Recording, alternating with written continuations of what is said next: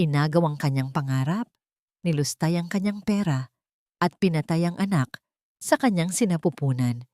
Habang naghihingalo, si Annalyn sa malamig na sahig, buong lisyang isinuot ni Marco ang diamanteng singsing sa kanyang kabit. Basura ka na, Annalyn. Wala kang kwenta. Ang malupit niyang hatol. Ngunit mula sa dugo at putik ng pagtataksil, babangon siyang isang tinitingalang siruhano. Paano kapag ang buhay ng mga demonyong sumira sa kanya ay nakasalalay na sa dulo ng kanyang bisturi? Salamat sa kondo, babe. Buti na lang nakuha mo yung pera sa asawa mong tanga. Ang boses na yon, malambing at puno ng kumpiyansa, ay nagmula sa cellphone ni Marco na naiwan sa ibabaw ng hapag-kainan. Bawat salita ay parang isang matalim na itak na pilit na hinihiwa ang katahimikan ng kanilang tahanan sa gitna ng paghahanda para sa Noche Buena. Tila tumigil ang pag-ikot ng mundo para kay Annalyn habang ang mga salitang iyon ay paulit-ulit na nag-e-echo sa kanyang pandinig na nag-iwan ng isang malalim at mahapding sugat sa kanyang pagkatao. Sa mga sandaling iyon, si Annalyn ay nakatayo sa loob ng kanilang maliit na kusina. Suot ang kanyang kupas na duster at bakas, ang labis na pagkapagod sa kanyang mga mata, ang kanyang mga kamay na puno ng amoy ng sibuyas at bawang ay nanginginig habang hawak ang isang malaking sandok. Sa loob ng 7 taon, ang kusinang ito ang naging sentro ng kanyang mundo. Inialay niya ang kanyang pangarap na maging isang mahusay na doktor para lamang pagsilbihan ang lalaking iniisip niyang magbibigay sa kanya ng tunay na pamilya. Ang handaan sa mesa ay puno ng mga paboritong pagkain ni Marco at ng kanyang biyenan, mga pagkaing niluto ni Annalyn sa kabila ng panghihina ng kanyang katawan dahil sa 7 buwang pagbubuntis. Nabitawan niya ang hawak na sandok at ang tunog ng pagtama nito sa matigas na sahig ay tila isang babala ng kanyang nagbabadyang pagkawasak. Hindi siya makahinga. Ang hangin sa loob ng bahay ay biglang naging kasing bigat ng tingga. Tila sumasakal sa kanyang lalamunan. Dahan-dahan niyang kinuha ang itim na pitaka ni Marco na nakabukas sa tabi ng cellphone at doon nakita niya ang bank statement na nagpapakita ng zero balance. Ang perang inipon niya mula sa maliit niyang mana, ang perang nakalaan sana para sa kanyang ligtas na panganganak at para sa kinabukasan ng kanilang sanggol ay naglaho na parang bula. Isang malamig na pakiramdam ang gumapang mula sa kanyang mga paa hanggang sa kanyang puso. Isang uri ng pamanhid na nagmumula sa sobrang sakit. Anong ginagawa mo sa gamit ko? Ang boses ni Marco ay bumasag sa kanyang pagtulala. Pumasok ito sa kusina, kasunod ang kanyang ina, si Doña Elena, na may suot na mamahaling alahas at bakas ang pagmamataas sa bawat galaw. Sa halip na makaramdam ng takot, itinaas ni Annalyn ang kanyang nanginginig na kamay na hawak ang bank statement. Marco, nasaan ang pera? Nasaan ang ipon natin para sa anak natin? Isang mapait at nakakaonyang tawa ang naging tugon ni Marco. Tiningnan niya si Annalyn mula ulo hanggang paa nang may matinding pandidiri na tila ba isa itong maruming basahan.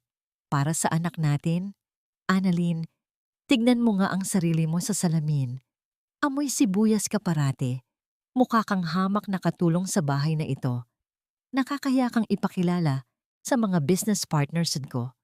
Yung pera, nagamit ko na sa mas mahalagang bagay, sa taong marunong magpahalaga sa akin at hindi puro reklamo ang naririnig ko. Lumapit si Doña Elena at walang pasabing hinablot ang kwintas na suot ni Annalyn. Ang kwintas na yon ay ang tanging alaala mula sa kanyang yumaong ina, ang kanyang huling kayamanan. Wala kang utang na loob. Sigaw ng matanda habang ang kanyang muka ay namumula sa galit. Kami ang nagpakain sa iyo noong wala ka ng matuluyan. At ngayon ay magrereklamo ka tungkol sa pera? Ibibigay ko ito sa taong mas karapat-dapat, kay Stella, na siyang magdadala ng tunay na dangal sa anak ko, hindi tulad mong pabigat at walang silbi. Sa gitna ng kaguluhan, Pilit na binawi ni Annalyn ang kwintas, habang ang isa niyang kamay ay protektadong nakahawak sa kanyang malaking tiyan. Isang malakas na tulak mula kay Doña Elena ang nagpadala kay Annalyn patungo sa bukana ng hagdanan. Ang kanyang mga paa ay nawalan ng balanse sa madulas na kahoy na sahig. Sa isang iglap, ang mundo ay uminog ng mabilis at marahas. Naramdaman ni Annalyn ang bawat masakit na pagtama ng kanyang katawan sa matitigas na baitang ng hagdan, isang serye ng mga impact na tila dumudurog sa kanyang bawat buto at kaluluwa. Ang pinakamasakit na bahagi ay ang marahas na pagtama ng kanyang tiyan sa gilid ng huling baitang bago siya tuluyang humantong sa malamig na sahig ng sala. Nakahandusay siya, hindi makagalaw sa sobrang sakit. Isang mainit na likido ang naramdaman niyang dumadaloy sa pagitan ng kanyang mga hita. Dahan-dahang binabasa ang kanyang duster at ang puting sahig. Ang kulay pula ay unti-unting kumalat, na tila isang mapait na paalala ng buhay na unti-unting kumakawala sa kanya. Marco, ang anak natin, tulungan mo ako. Pabulong niyang tawag, ang kanyang paningin ay nagsisimula ng lumabo dahil sa luhang dumadaloy. Ngunit sa halip na tulong, ang tanging narinig niya ay ang tunog ng pintuan na bumukas ng malakas at ang malamig na pagtalikod ni Marco. Hayaan mo siya dyan, ma. Nag-iinarte lang yan para kaawaan natin. Tara na. Naghihintay na si Stella para sa Christmas dinner natin sa labas. Ang tunog ng makina ng sasakyan na unti-unting lumalayo ay naging huling himig na narinig ni Annalyn bago ang lahat ay binalot ng madilim at malamig na katahimikan. Habang ang ulan ay nagsisimulang pumatak sa bintana, tila nakikiramay sa kanyang tahimik na paghihinagpis, isang tanong ang nanatiling nakabaon sa kanyang naghihingalong isipan. Paano nagagawang itapon ng isang tao ang 7 taon ng tapat na pagmamahal at sakripisyo para lamang sa isang gabi ng pansamantalang rangya? Sa gitna ng hapdi at kawalan, isang munting pangarap na matagal nang ibinaon ang biglang nag-alab sa loob ng kanyang nawawasak na puso. Isang liwanag na nagsasabing, hindi pa dito nagtatapos ang lahat. Wala na ang bata, Mrs. Ginawa namin ang lahat, pero sobrang lakas ng naging impact ng pagkahulog mo. Ang mga salitang yon mula sa doktor ay tila isang malakas na kulog na bumasag sa huling pag-asa na pinanghahawakan ni Annalyn. Pagdilat ng kanyang mga mata, ang bumungad sa kanya ay ang nakakasulasok na amoy ng alkohol at ang nakakasilaw na puting kisame ng ospital. Ngunit ang mas masakit ay ang pakiramdam ng kawalan sa kanyang sinapupunan. Isang uri ng katahimikan na hindi niya kailanman inakalang mararanasan. Ang kanyang kamay ay dahan-dahang gumapang patungo sa kanyang tiyan, umaasang maramdaman kahit isang munting sipa, ngunit tanging ang gaspang ng hospital gown at ang lamig ng kanyang sariling balat ang kanyang natagpuan. Sa mga sandaling iyon, ang pinto ng kwarto ay bumukas nang walang pakundangan. Hindi ang yakap ng isang nag-aalalang asawa ang bumati sa kanya, kundi ang matatalim na mata ni Doña Elena. Ang matanda ay naglalakad ng may awtoridad. Ang tunog ng kanyang mga sapatos sa semento ay tila bawat hakbang ng isang hatol. Sa likod nito ay si Marco, na nakatayo malapit sa pinto. Umiiwas sa tingin ni Annalyn at tila balisa. Hindi dahil sa pag-aalala, kundi dahil sa abalang dulot ng sitwasyon. Gising ka na pala, pabayang babae.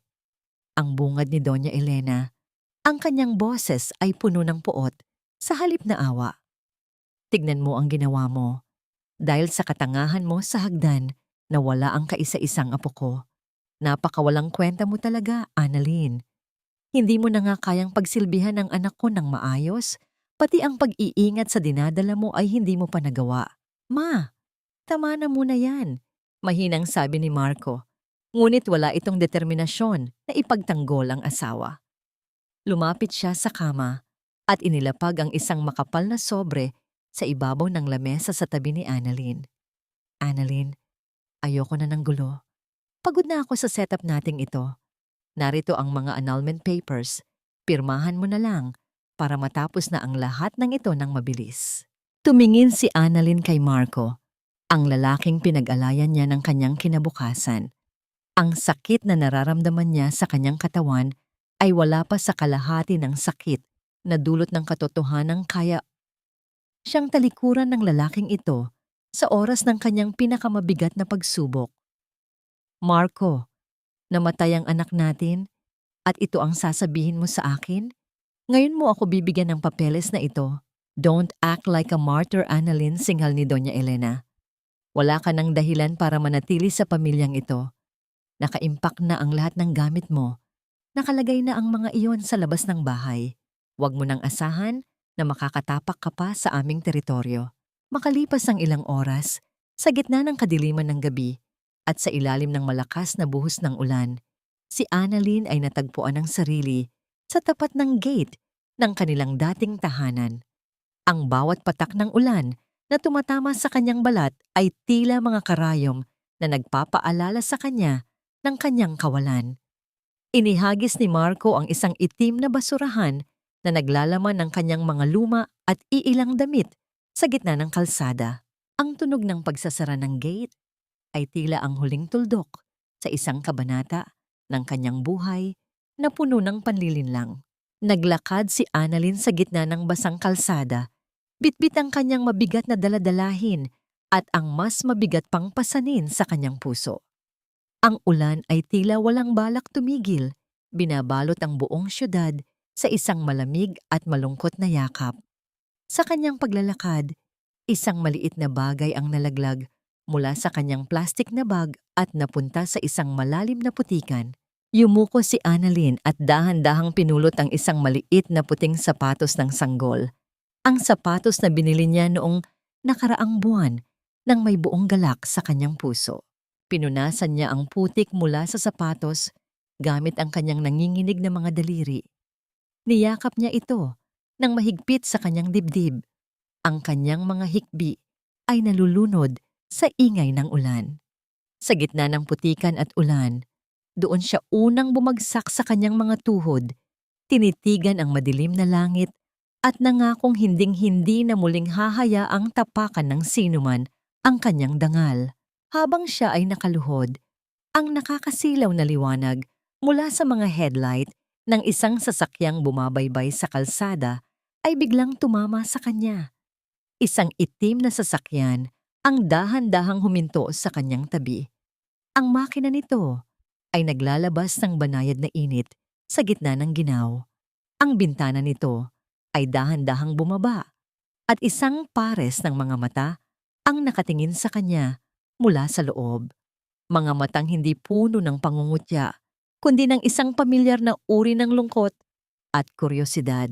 Sino ang taong nasa loob ng sasakyang ito na nagmamasid sa kanya sa gitna ng pinakamadilim na gabi ng kanyang buhay?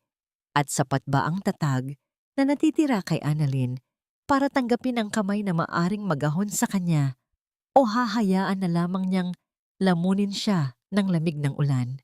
Ang amoy ng disinfektante at ang matapang na halimuyak ng kloro ay tila naging bagong pabango ni Annalyn sa loob ng nakalipas na mga araw. Para sa isang taong dating pinangarap na magsuot ng malinis at puting kapa ng isang doktor. Ang amoy na ito ay dapat sana ay nagbibigay ng pag-asa. Ngunit sa kasalukuyan, ang bawat hininga niya sa loob ng San Lucas Hospital ay isang paalala ng kanyang matinding pagbagsak. Ang dating makinis at mapuputi niyang mga kamay ay unti-unti nang nagkakaroon ng mga kalyo at sugat. Bunga ng walang tigil na paghawak sa magaspang na hawakan ng mop at ang paglubog ng mga daliri sa matatapang na kemikal na panlinis. Nakatayo si Annalyn sa harap ng salamin sa loob ng silid ng mga janitor. Ang kanyang suot na asul na uniforme ay bahagyang malaki para sa kanyang payat na pangangatawan. Tinitigan niya ang kanyang refleksyon. Ang mga matang dati ay puno ng ningning, ay tila napalitan na ng isang malalim at madilim na hukay ng pighati. Ngunit sa likod ng pagod na yon, May isang maliit na apoy ng determinasyon na pilit na tumatangging mamatay. Kailangan niyang mabuhay, hindi para sa sarili niya, kundi para sa alaala ng anak na ipinagkait sa kanya ng tadhana. Sa paglabas niya sa hallway, ang tunog ng kanyang mga rubber shoes sa makintab na tiles ay tila isang mabagal na martsa ng pakikipagsapalaran. Habang siya ay nagpupunas ng sahig sa tapat ng emergency room, isang pamilyar na boses ang tumawag sa kanyang pangalan. Annalyn? Annalyn de la Cruz. Ikaw ba yan? Napatingin si Annalyn at nakita si Rina, isang dating kaklase sa med school na ngayon ay isa ng ganap na residente sa ospital. Nakasuot ito ng malinis na puting coat, may stethoscope sa leeg, at may hawak na mamahaling kape. Tumingin si Rina kay Annalyn mula ulo hanggang paa at isang mapang-uyam na ngiti ang sumilay sa mga labi nito. Oh my God, Annalyn, I can't believe it! Sabi nila, nag-drop out ka raw para magpakasal sa isang mayamang negosyante. So, ito na ba yung sinasabi mong happily ever after? Ang maging tagalinis dito sa San Lucas? Ang boses ni Rina ay sapat na lakas para marinig ng mga nurse at pasyenteng dumadaan. Huminga ng malalim si Annalyn, pilit na pinipigilan ang panginginig ng kanyang mga kamay. Kailangan ko lang ng trabaho, Rina. At walang masama sa marangal na pagtatrabaho. I know. Pero sayang ka, di ba? You were the top of our class. Ngayon, ikaw na ang tagalinis ng mga kalat namin. Well, siguraduhin mo lang na malinis itong floor, ha? Ayokong madumihan ang sapatos ko, sabi ni Rina bago naglakad palayo habang maririnig ang mahina niyang pagtawa kasama ang ibang nurse. Nanatiling nakayuko si Annalyn. Ang bawat salita ni Rina ay tila mga latay ng latigo sa kanyang likuran. Ngunit sa halip na sumuko, lalo niyang hinigpitan ang hawak sa kanyang mop. Ipinagpatuloy niya ang paglilinis ng mga malapot na pulang likido mula sa isang pasyenteng kararating lang. Ang kanyang mga galaw ay mabilis at sistematiko na tila ba ang paglilinis ng sahig ay isang uri ng operasyon na nangangailangan ng perpektong konsentrasyon. Nang sumapit ang hapon, si Annalyn ay nadestino sa tapat ng operating room. Habang hinihintay niyang matapos ang isang operasyon para malinis ang silid, bumukas ang malaking pintuan ng semento. Lumabas ang isang matangkad na lalaki na nakasuot ng surgical scrub. Hinubad nito ang kanyang maskara na nagpapakita ng isang matikas na mukha na bakas ang labis na pagkapagod ngunit puno ng dignidad. Siya si Dr. Gabriel, ang kinatatakutang head of surgery ng ospital. Nagtagpo ang kanilang mga paningin ng ilang segundo. Isang kuryenteng hindi maipaliwanag ang dumaan sa pagitan nila. Napansin ni Gabriel ang paraan ng pagkakahawak ni Annalyn sa kanyang kagamitan. Hindi ito ang hawak ng isang ordinaryong janitress, kundi ang hawak ng isang taong sanay sa disiplina ng medisina. Ngunit bago pa man makapagsalita ang doktor, yumuko na si Annalyn at nagsimulang maglinis, umiiwas sa anumang atensyon. Pagkatapos ng kanyang shift, dumaan si Annalyn sa likod ng ospital kung saan itinatapon ang mga lumang gamit at basura. Doon, sa ibabaw ng isang tumpok ng mga itinapong kagamitan, nakita niya ang isang makapal at lumang aklat. Ang pamagat nito ay Advanced Surgical Anatomy. Kumabog ang puso ni Annalyn. Ang aklat na yon ang matagal na niyang pinapangarap na magkaroon. Noong siya ay nag-aaral pa, dahan-dahan niyang iniabot ang kanyang kamay para kunin ang aklat mula sa basurahan. Ang kanyang mga daliri ay nanginginig sa pananabik. Ngunit bago pa man niya mahawakan ang pabalat nito, isang malaking kamay ang pumatong sa kanyang braso na naging dahilan ng kanyang pagkabigla. Nang lumingon siya, nakita niya ang seryosong mukha ni Dr. Gabriel na nakatingin sa kanya. Ang kanyang hawak ay mahigpit, ngunit hindi mapanakit, at ang kanyang mga mata ay tila binabasa ang bawat lihim na pilit itinatago ni Annalyn sa likod ng kanyang asul na uniforme. Ang dilim ng munting bodega ng mga gamit panlinis ay hindi naging hadlang para kay Annalyn na ipagpatuloy ang kanyang lihim na mitiin. Sa loob ng masikip na espasyong yon, sa gitna ng mga timba, mop at amoy ng matapang na sabon, Bumuo siya ng sarili niyang mundo. Ang tanging liwanag na tumatanglaw sa kanyang gabi ay ang manipis na sinag mula sa isang lumang flashlight na nakatutok sa mga pahina ng aklat na kanyang nailigtas mula sa basurahan. Ang Advanced Surgical Anatomy ay hindi na lamang isang libro para sa kanya. Ito ang kanyang tulay, pabalik sa pagkataong ninakaw sa kanya ng mga taon ng pagtitiis. Bawat gabi, matapos ang kanyang nakakapagod na shift, ninanakaw ni Annalyn ang mga oras ng pahinga para mag-aral. Ang kanyang mga labi ay dahan-dahang bumibigkas ng mga terminong medikal, tinitiyak na hindi nakakalimutan ng kanyang utak ang sining ng paggamot. Ang sakit ng kanyang likod mula sa maghapong pagyukod ay tila naglalaho sa tuwing nababasa niya ang tungkol sa masalimuot na sistema ng ugat at kalamnan ng tao. Sa dilim, hindi siya ang janitress na hinahamak ng lahat. Siya ay isang manggagamot na naghihintay lamang ng tamang panahon. Isang madaling araw, habang maingat niyang pinupunasan ang mahabang mesa sa nurse station, nahagip ng kanyang mga mata ang isang chart ng pasyente na naiwang nakabukas. Bilang isang taong may talas ng isip pagdating sa medisina, hindi niya mapigilang basahin ang nakasulat. Biglang bumilis ang tibok ng kanyang puso nang makita ang dosage ng gamot na nakatalaga para sa isang pasyenteng may malalang kondisyon sa puso. Mali ito, bulong niya sa sarili.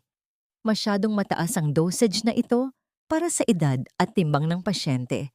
Maari itong magdulot ng cardiac arrest. Tumingin siya sa paligid. Walang tao. Ang mga nurse ay abala sa loob ng kani-kanilang mga kwarto. Sa gitna ng takot at pag-aalala para sa buhay ng pasyente, kinuha ni Annalyn ang isang lapis na nakapatong sa mesa.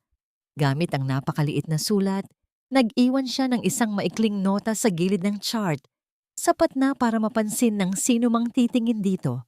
Pagkatapos ay mabilis niyang itinuloy ang pag-mop, tila walang anumang nangyari.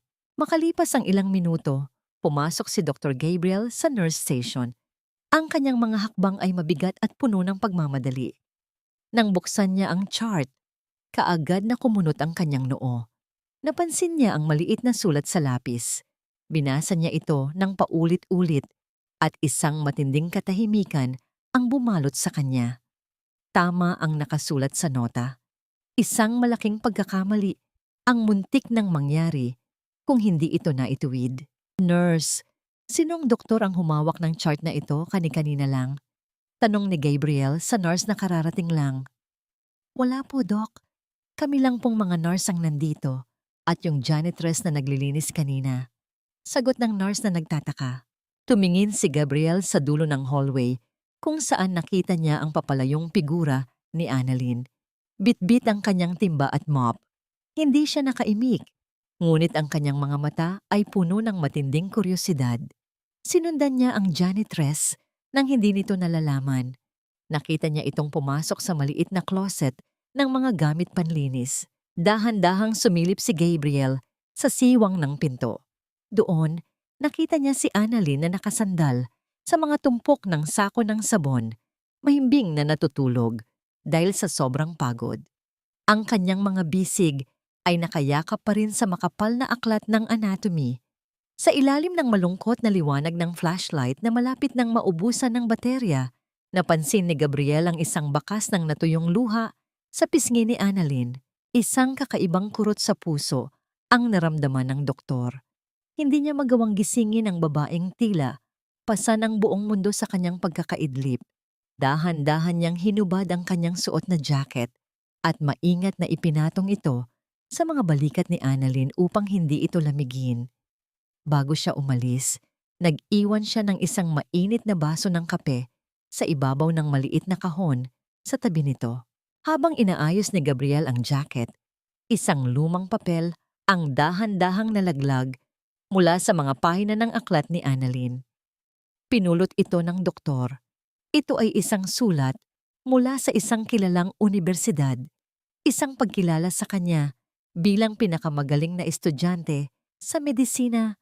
10 taon na ang nakalilipas. Ang papel ay luma na at may mga mantsa ng tubig. Ngunit ang pangalang Annalyn de la Cruz, ay malinaw na nakasulat ng may dangal.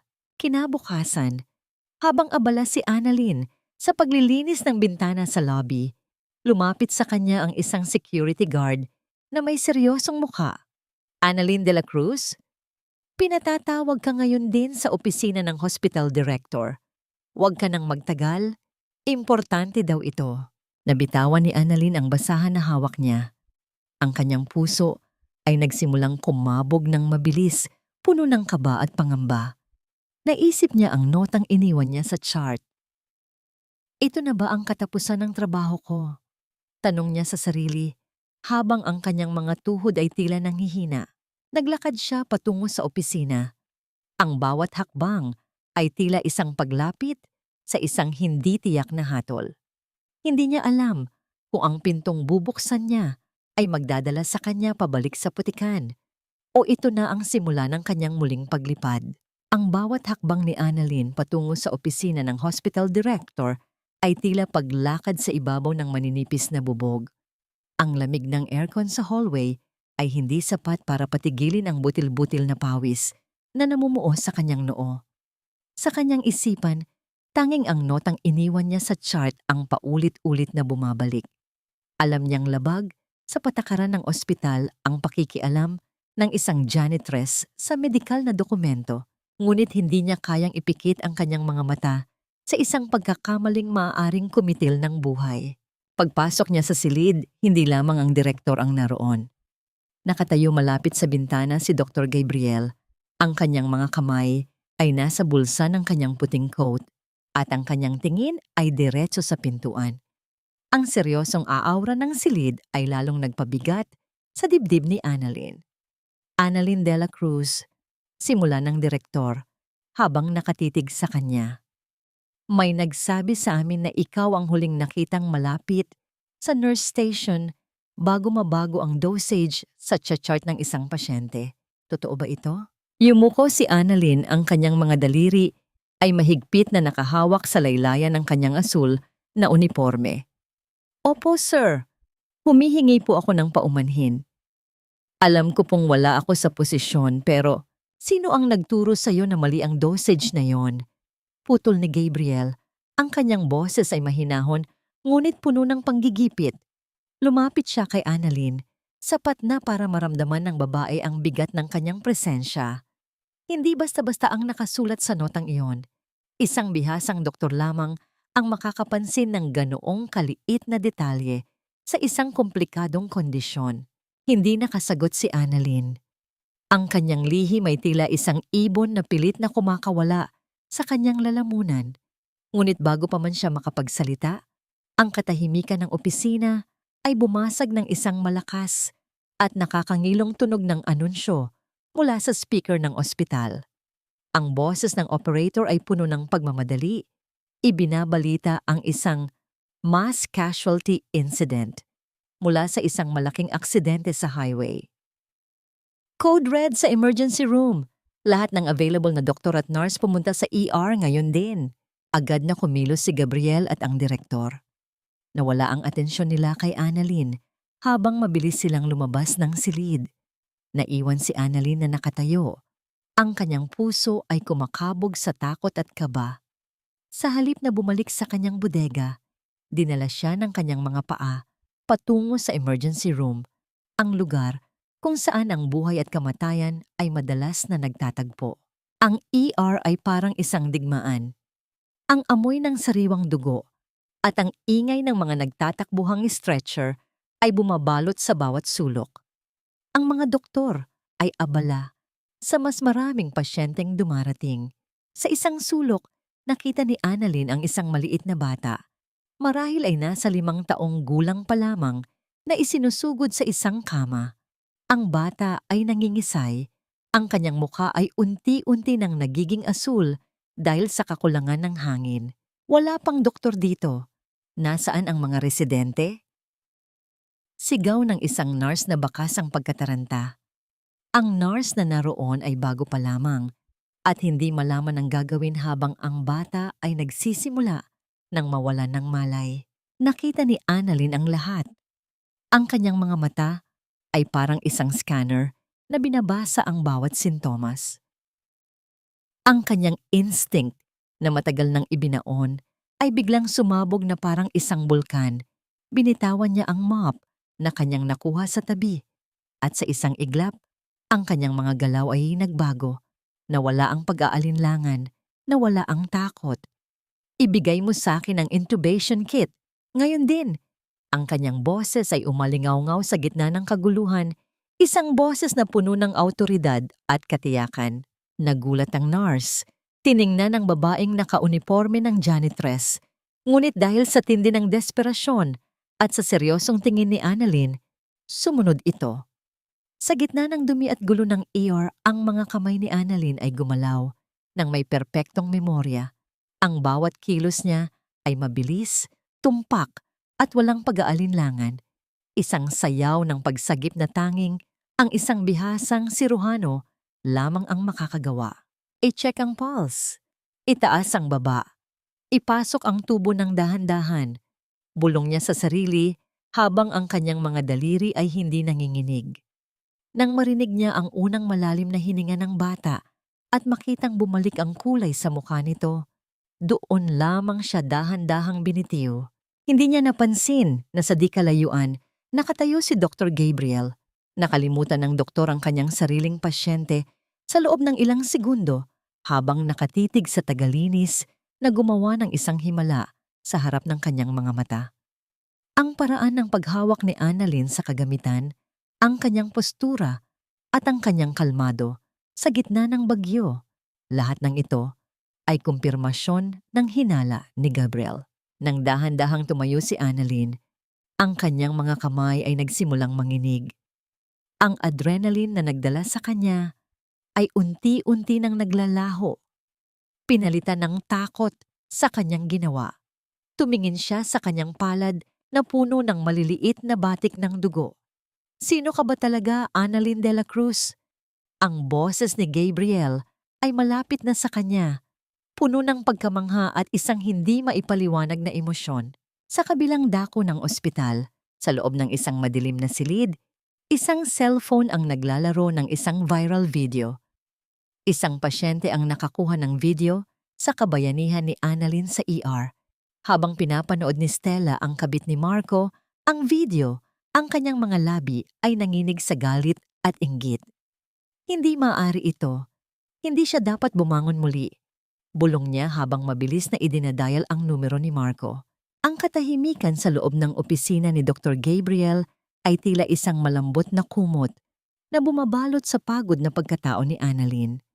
Matapos ang kaguluhan sa emergency room, hindi siya hinayaan ng doktor na bumalik sa kanyang bodega. Sa halip, pinaupo siya nito sa isang komportableng silya at binigyan ng isang baso ng tubig. Ang bawat patak ng tubig na dumadaloy sa kanyang lalamunan ay tila naghuhugas sa pait ng nakaraang mga linggo. Annalyn, nabasa ko ang liham na galing sa iyong universidad na nalaglag mula sa aklat mo. Simula ni Gabriel, ang kanyang boses ay mahinahon ngunit puno ng seryosong hangarin. Alam kong ikaw ang pinakamagaling sa inyong klase. Ang nakita ko sa ER kanina ay hindi galing sa isang janitress. Iyon ay galing sa isang taong may pusong manggagamot. Hindi ka nararapat sa paglilinis lamang ng mga sahig. Yumuko si Annalyn, ang kanyang mga daliri ay pinaglalaruan ng baso. Doc, kailangan ko pong kumita para mabuhay. Ang medisina ay isang pangarap na matagal ko nang binitawan para sa mga maling tao. Huwag mong hayaang ang pagkakamali ng iba ang maging katapusan ng iyong kapalaran. Tugon ni Gabriel habang lumalapit sa kanya. Kailangan ko ng isang researcher at personal assistant sa aking mga proyekto dito sa San Lucas. Mas malaki ang sahod nito kaysa sa kasalukuyan mong trabaho. Ngunit may isang kondisyon. Kailangan mong mag-review at kumuha ng board exam sa susunod na buwan. Ako ang magiging sponsor mo. Ang mga salitang iyon ay tila isang liwanag sa dulo ng isang napakahabang tunnel. Hindi makapaniwala si Annalyn na sa gitna ng kanyang pagkawasak, may isang taong naniniwala pa rin sa kanyang kakayahan. Tinanggap niya ang alok ng may basang mga mata at isang pusong puno ng panibagong pag-asa. Lumipas ang mga linggo na puno ng pagsusumikap. Ang mga gabi ni Annalyn ay hindi na ginugugol sa pag-mop ng sahig, kundi sa pag-aaral sa ilalim ng gabay ni Gabriel. Madalas silang abutin ng madaling araw sa loob ng library ng ospital. Sa gitna ng mga tambak na medical journals at x-ray films, isang tahimik na ugnayan ang dahan-dahang nabubuo sa pagitan nila. Isang gabi, habang sinusuri nila ang isang komplikadong kaso ng operasyon, hindi sinasadyang magkadikit ang kanilang mga balikat habang nakatingin sa iisang screen ng computer. Ramdam ni Annalyn ang init mula sa braso ni Gabriel. Isang pakiramdam na matagal na niyang hindi naramdaman. Ang pakiramdam ng pagiging ligtas at pinahahalagahan. Walang mali siya sa bawat kilos ng doktor. Ang bawat sulyap nito ay puno ng paggalang sa kanyang talino. Ang mga munting kilos tulad ng pag-abot ng kape o ang pag-aayos ng mga nakakalat na papel ay nagbibigay ng isang uri ng kilig na hindi nagmumula sa mababaw na landian, kundi sa malalim na respeto. Kaya mo ito, Annalyn. Bulong ni Gabriel nang mapansin niyang napapapikit na ang babae sa antok. Ang talino mo ay isang biyayang hindi kayang nakawin ng sinuman. Dumating ang araw ng medical board exam. Ang kaba sa dibdib ni Annalyn ay tila isang mabilis na tambol na hindi tumitigil. Habang nakatayo siya sa harap ng gusali, kung saan gaganapin ang pagsusulit, naramdaman niya ang isang kamay sa kanyang balikat. Si Gabriel iyon. Suot ang kanyang pamilyar na banayad ng ngiti. Inayos ng doktor ang gusot na kwelyo ng blusa ni Annalyn. Isang kilos na puno ng pag-aalaga na nagpapatigil sa mundo ng babae sa loob ng ilang segundo. Huwag mong isipin ang mga taong nang maliit sa'yo, sabi ni Gabriel. Ang kanyang mga mata ay direktang nakatitig sa mga mata ni Annalyn. Ipakita mo sa kanila kung sino ang tunay na Annalyn de la Cruz. Hihintayin kita dito sa paglabas mo.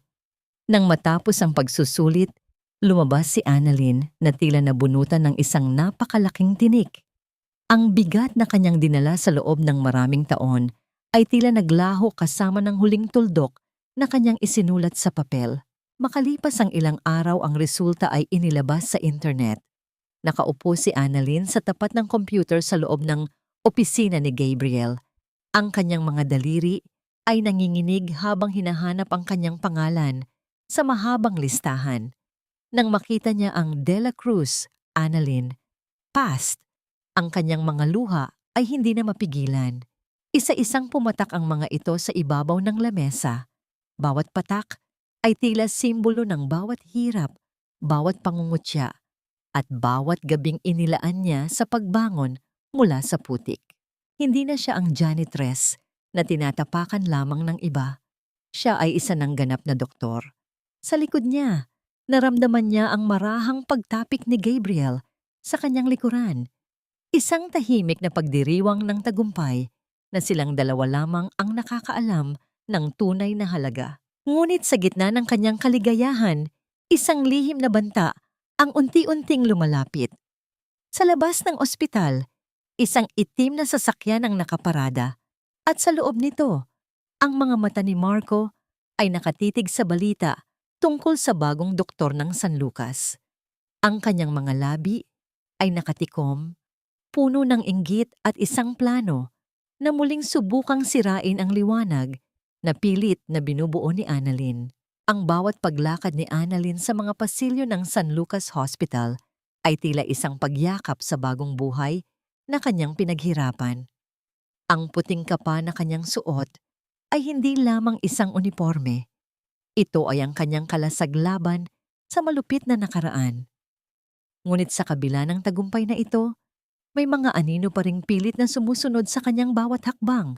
Mga alaalang hindi basta-basta nabubura ng titulo o karangalan. Isang umaga, habang sinusuri ni Annalyn ang mga nakatalagang pasyente sa outpatient department, isang pamilyar na boses ang bumasag sa kanyang konsentrasyon.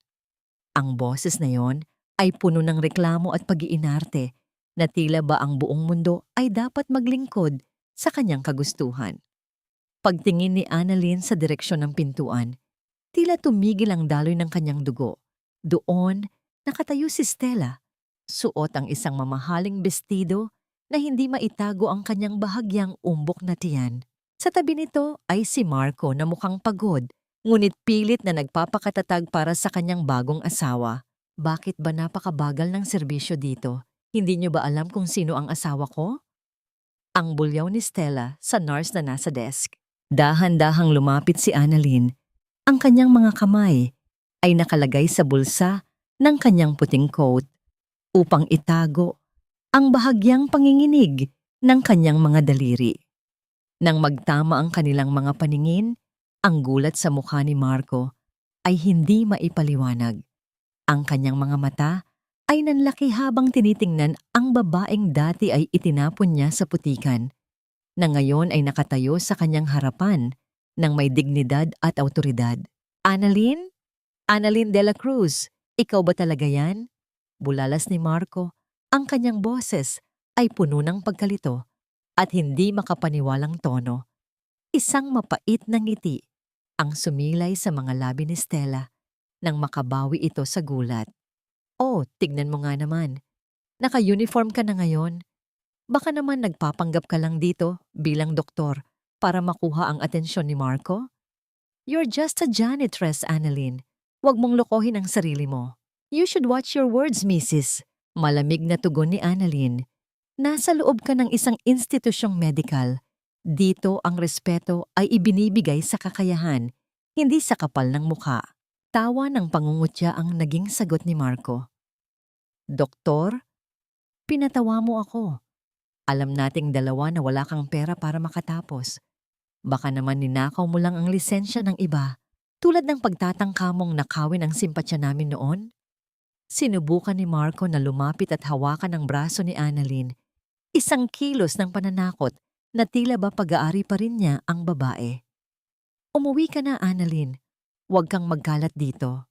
Sa mga sandaling iyon, ang paligid ni Annalyn ay nagsimulang gumuho. Ang boses ni Marco ay tila naging mga matatalim na tinik na bumaon sa kanyang alaala. Biglang bumilis at marahas ang bawat pintig ng kanyang puso na tila gustong kumawala sa kanyang dibdib. Ang kanyang paningin ay nagdidilim at ang bawat hininga ay tila isang pakikipaglaban. Naalala niya ang lamig ng ulan, ang sakit ng kanyang pagkahulog sa hagdan at ang dugo na dumaloy mula sa kanyang katawan, ang dugong sumisimbolo sa pagkawala ng kanyang anak. Isang panic attack ang unti-unting lumalamon sa kanya sa gitna ng maraming tao. Ngunit bago pa man siya tuluyang manghina, isang matatag na kamay ang humawak sa kanyang balikat. Ang init ng kamay na yon ay tila isang angkla na humila sa kanya pabalik sa realidad. Lumitaw si Dr. Gabriel sa kanyang tabi. Ang kanyang mukha ay kasing lamig ng yelo habang nakatingin kay Marco at Stella. Bitawan mo ang aking doktor. Ang boses ni Gabriel ay mababa, ngunit puno ng panganib. Anumang pambabastos o pagbabanta sa aking tauhan ay may kaukulang parusa sa batas, lalo na't nasa loob kayo ng aking departamento. Napaatras si Marco. Bakas ang takot sa kanyang mga mata nang makita ang awtoridad ni Gabriel. Doc, kilala namin ang babaeng ito. Janitress lang yan sa bahay namin dati. Si Dr. Annalyn de la Cruz ay isa sa pinakamagaling naming siruhano. Putol ni Gabriel habang tinititigan si Marco ng walang kurap. At kung wala kayong balak magpatingin ng maayos, maaari na kayong lumabas. Hindi namin kailangan ng mga pasyenteng walang modo sa ospital na ito.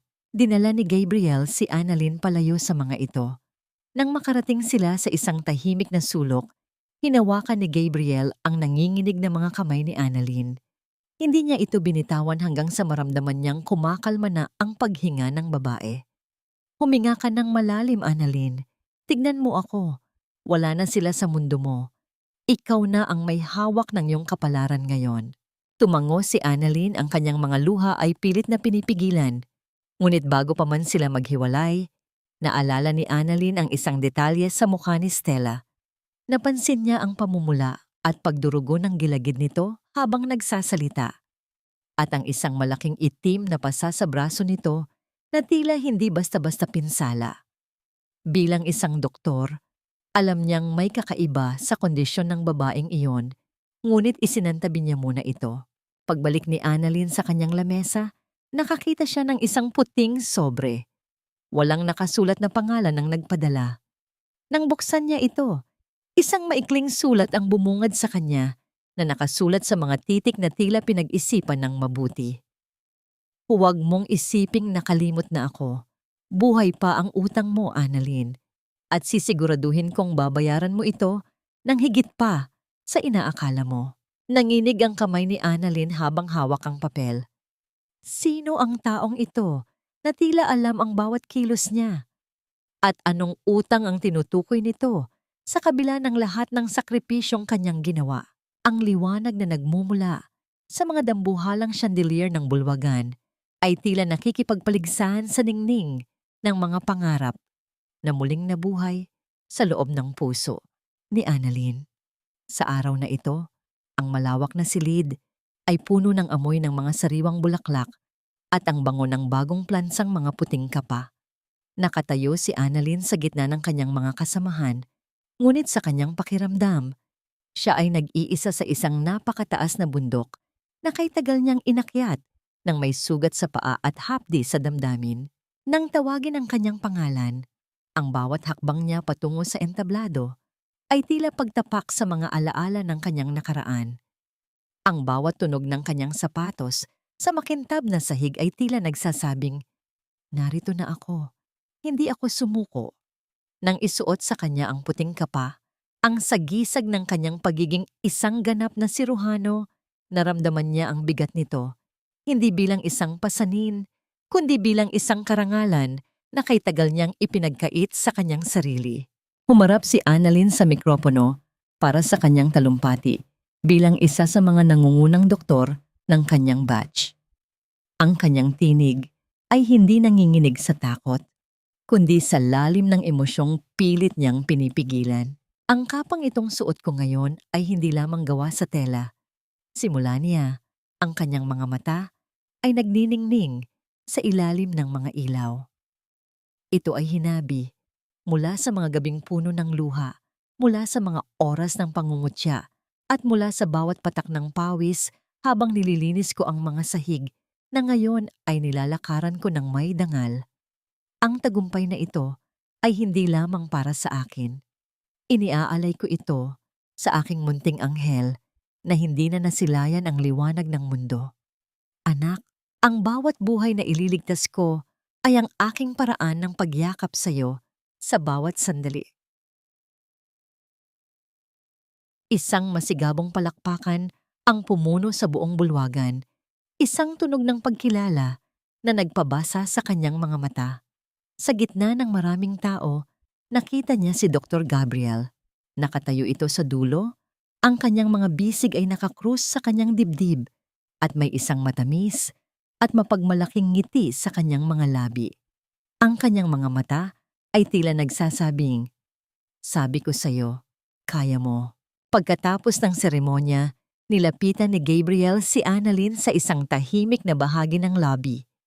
May iniabot siyang isang maliit at elegante na kahon na kulay asul. Nang buksan ito ni Annalyn, bumungad sa kanya ang isang makintab at mamahaling stethoscope.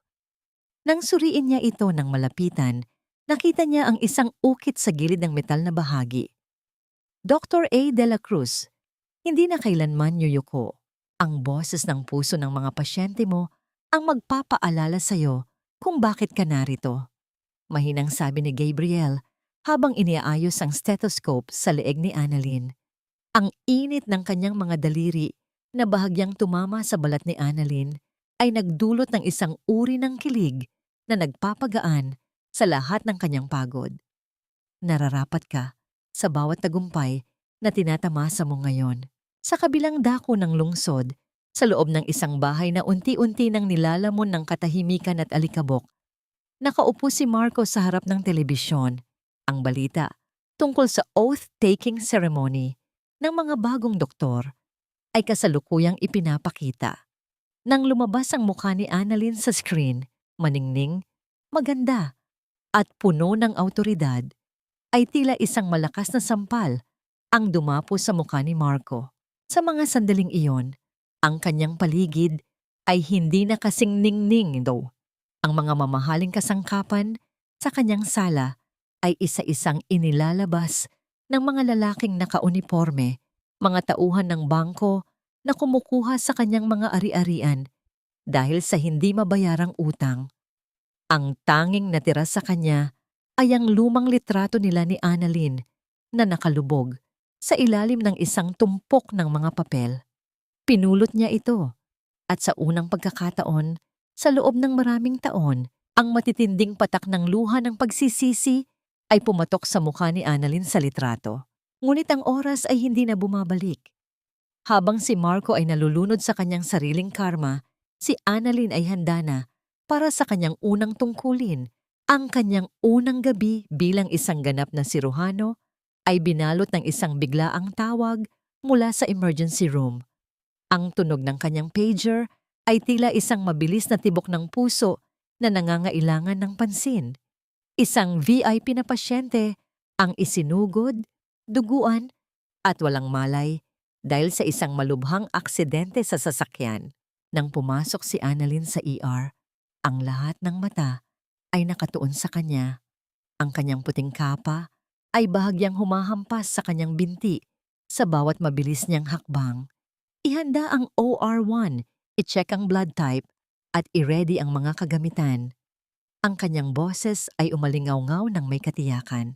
Sa ilalim ng malakas na liwanag ng ospital, ang seryosong mukha ni Annalyn ay nagpapakita ng isang babaeng hindi na kailanman muling paaapi. Sino ang pasyenteng ito na magiging unang pagsubok sa kanyang bagong titulo? At sapat ba ang tatag ng kanyang puso kung ang tadhana ay muling maglaro sa gitna ng buhay at kamatayan? Ang bawat sulok ng bahay ni Marco na dati ay puno ng yabang at ingay ng karangyaan ay binalot na ngayon ng isang nakabibinging katahimikan. Ang tunog ng pagpihit ng susi sa pintuan ay tila isang malungkot na huni ng isang bahay na wala ng buhay. Pagpasok ni Marco, ang kanyang mga mata ay dahan-dahang gumala sa mga pasilyo. Wala na ang mga mamahaling painting, wala na ang mga kristal na dekorasyon. Ang tanging natira ay ang mga anino ng kanyang mga maling desisyon na tila sumasakal sa kanya sa bawat paghinga. Nagtungo siya sa kanilang silid, umaasang makikita ang asawa niyang si Stella.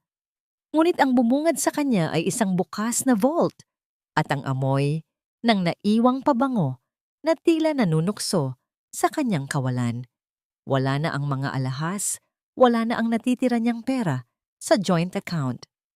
Ang tanging naiwan ni Stella ay ang tunog ng hangin na humahampas sa bukas na bintana at ang katotohanang nilimas nito ang lahat bago tumakas kasama ang ibang lalaki. Stella, bakit?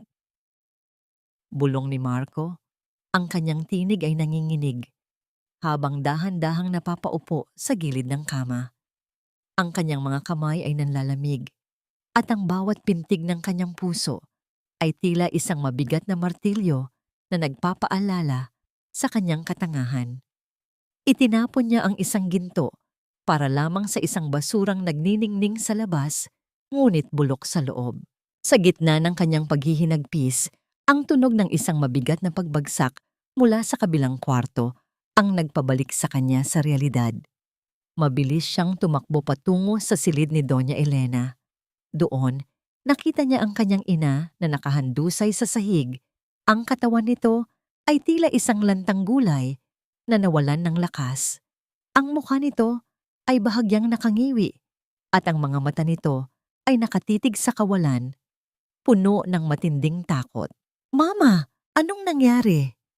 Sigaw ni Marco habang pilit na itinatayo ang ina.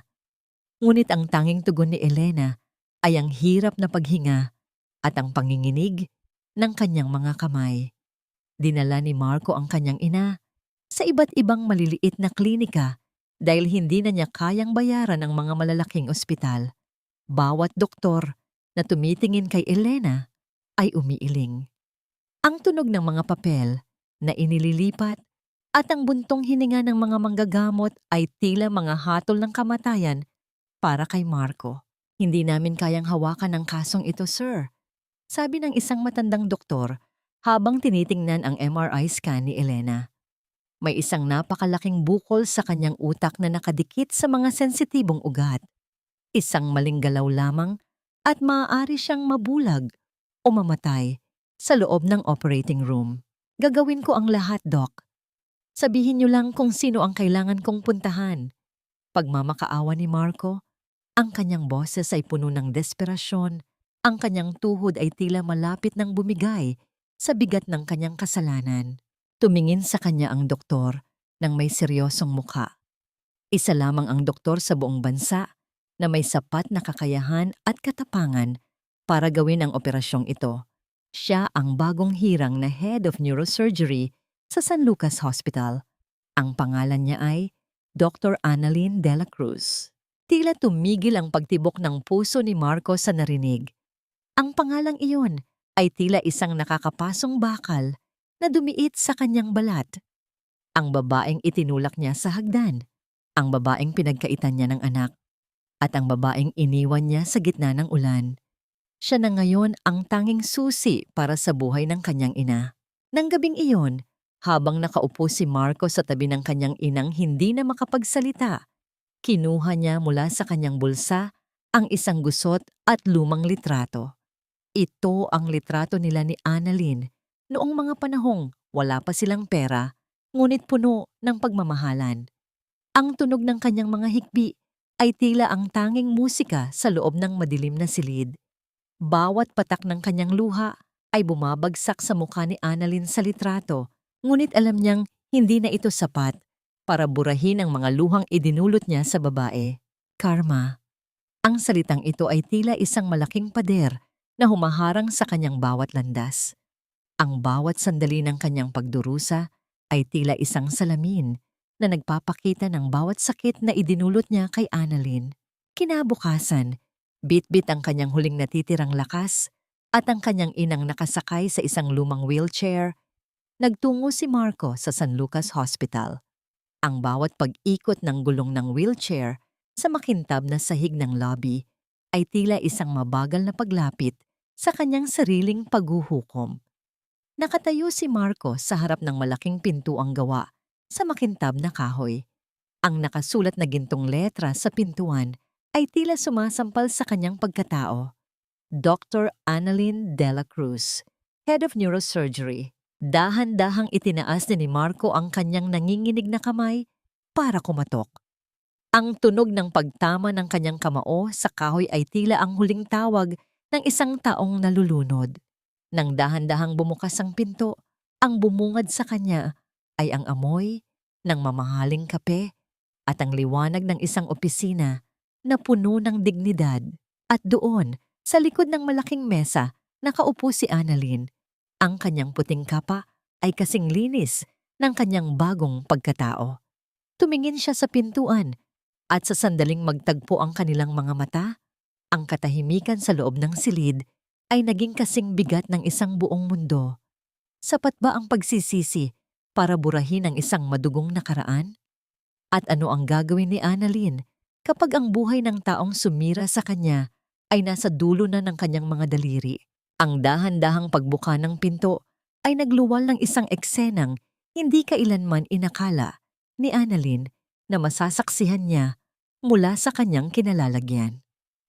Sa loob ng mahabang panahon, siya ang laging nakatayo sa labas, naghihintay ng mumunang atensyon o barya mula sa mga taong nasa loob ng mararangyang silid. Ngunit ngayon, ang hangin ay nagbago ng direksyon. Ang bawat hibla ng kanyang puting kapa ay tila nagpapatatag sa kanyang postura habang pinapanood niya ang pagpasok ng 2 taong naging arkitekto ng kanyang pinakamadilim na bangungot. Si Marco ay mukhang isang taong nilamon ng sarili niyang anino. Ang kanyang balat ay tila nawalan ng sigla at ang kanyang mga balikat na dati ay laging matikas ay nakasubsob na ngayon sa bigat ng kahihiyan. Itinutulak niya ang isang lumang wheelchair kung saan nakaupo si Doña Elena. Ang matanda, na dati ay laging nakataas ang noo at puno ng mga gintong alahas, ay mukhang isang gusot na papel na itinapon sa isang sulok. Ang kalahati ng mukha nito ay bahagyang nakangiwi at ang mga mata nito ay tila pilit na inaaninag ang babaeng nasa harap nila. Annalyn, ikaw nga. Ang boses ni Doña Elena ay gumaralgal, tila isang sirang plaka na pilit na pinatutugtog. Hindi ako makapaniwala. Ang tagalinis na pinalayas namin. Isa ng iginagalang na doktor. Hindi sumagot si Annalyn. Pinanatili niya ang kanyang mga mata sa mga dokumentong nasa kanyang mesa. Ang kanyang mga daliri ay kalmadong inililipat ang bawat pahina. Ang katahimikan sa loob ng opisina ay naging kasing talas ng isang scalpel. Bawat segundo ay tila humihiwa sa natitirang kapalaluan ni Marco. Doc Annalyn, simula ni Marco, ang kanyang tinig ay nanginginig at hirap na bitawan ang titulo ng dating asawa. Nandito kami dahil wala na kaming ibang mapuntahan. Sinabi ng mga doktor na ikaw lang ang makakapagligtas sa kay mama. May malaking bukol siya sa utak at anumang oras ay maaari siyang mawala sa amin. Dahan-dahang iniangat ni Annalyn ang kanyang tingin. Wala ritong mababakas na galit o paghihiganti. Tanging isang malamig at propesyonal na distansya ang namamayani sa kanyang mga mata. Kinuha niya ang MRI scan mula sa kamay ni Marco at inilagay ito sa light box sa likod ng kanyang mesa. Ang bawat ugat at bawat bahagi ng bukol ay sinuri niya ng maigi. Tila ba hindi niya kilala ang taong nagmamay-ari ng utak na yon? Ang cerebral aneurysm ay hindi isang biro, Marco. Malamig na sabi ni Annalyn habang nakaturo sa isang bahagi ng scan. Nasa kritikal na posisyon ito. Isang maling desisyon sa loob ng operating room at maaari siyang mamatay sa mesa. O kung mabuhay man siya, maaaring hindi na siya muling makalakad o makapagsalita. Gawin mo ang lahat, please. Pagmamakaawa ni Marco. Sa sobrang desperasyon, sinubukan niyang abutin ang kamay ni Annalyn na nakapatong sa mesa, isang kilos na tila humihingi ng pabor sa nakaraan. Ngunit bago pa man dumapo ang mga daliri ni Marco sa kanyang balat, kalmado at mabilis na inilayo ni Annalyn ang kanyang kamay. Kinuha niya ang bote ng alcohol dispenser sa tabi niya at dahan-dahang nagsanitize. Ang bawat kiss-kiss ng kanyang mga palad ay tila isang ritual ng paglilinis mula sa anumang bahagi ng kanyang nakaraan na pilit na kumakapit sa kanya. Hindi ko ito gagawin dahil sa pabor o dahil sa ating nakaraan, sabi ni Annalyn. Ang kanyang boses ay kasing tigas ng semento. Gagawin ko ito dahil ito ang tungkulin ko bilang doktor. Ngunit kailangan ninyong dumaan sa tamang proseso. Walang espesyal na trato, walang shortcuts. Pipila kayo tulad ng lahat ng pasyente ng San Lucas. Pero Annalyn anak, dating pamilya tayo. Singit ni Doña Elena. Pilit na ginagamit ang salitang anak na parang isang sandata para makuha ang simpatya ni Annalyn. Wala na po akong pamilya mula noong gabing iniwan niyo akong duguan sa gitna ng kalsada, tugon ni Annalyn nang hindi tumitingin sa matanda. Ang kanyang mga salita ay tila mga tipak ng yelong bumabagsak sa silid. Mag-fill up kayo ng form sa labas. At Marco, tiyakin mong maayos ang inyong pambayad dahil hindi libre ang operasyong ito. Napayuko si Marco. Ang kanyang mga kamao ay nakakuyom sa sobrang panliliit. Ang lalaking dati ay tinitingala bilang isang matagumpay na negosyante ay mukhang isang pulubi sa harap ng babaeng dati ay hindi niya man lang mabilhan ng maayos na tsinelas. Sa gitna ng tensyon, ang tunog ng pagbagsak ni Marco sa kanyang mga tuhod ay tila isang malakas na pagguho ng isang dambuhalang pader. Doon, sa gitna ng makintab na sahig ng opisina ni Annalyn, lumuhod si Marco at nagsimulang umiyak ng walang tunog. Ang bawat pagyanig ng kanyang balikat ay tila pagsusumamo para sa isang kapatawarang alam niyang hindi niya karapat-dapat makuha. Pinanood ni Annalyn ang eksenang iyon nang walang anumang emosyon sa kanyang mukha. Ngunit sa kanyang isipan, isang alaala ang biglang nag-flash. Ang alaala ng kanyang sariling pagbagsak sa hagdan. ang sakit ng kanyang katawan at ang malamig na mukha ni Marco habang tinalikuran siya nito sa oras ng kanyang kamatayan. "Bumangon ka dyan, Marco," mahinang sabi ni Annalyn habang nakatingin sa labas ng bintana kung saan ang ulan ay nagsisimula na namang pumatak. "Ang pagluhod mo ay hindi makakapagpabalik sa buhay na kinuha ninyo sa akin. Isang malalim na misteryo ang nananatiling nakatago sa loob ng MRI scan ni Doña Elena." Habang tinititigan ito ni Annalyn, matapos silang lumabas, napansin niya ang isang kakaibang anino na hindi tumor, isang bagay na tila sadyang itinago ng ibang doktor na tumingin dito noon. Ano ang lihim na ito na maaaring magpabago sa lahat? At sapat ba ang tatag ng puso ni Annalyn kapag nalaman niyang ang operasyong ito ay hindi lamang tungkol sa buhay ng kanyang biyenan, kundi tungkol sa isang katotohanang matagal nang ibinaon sa lupa?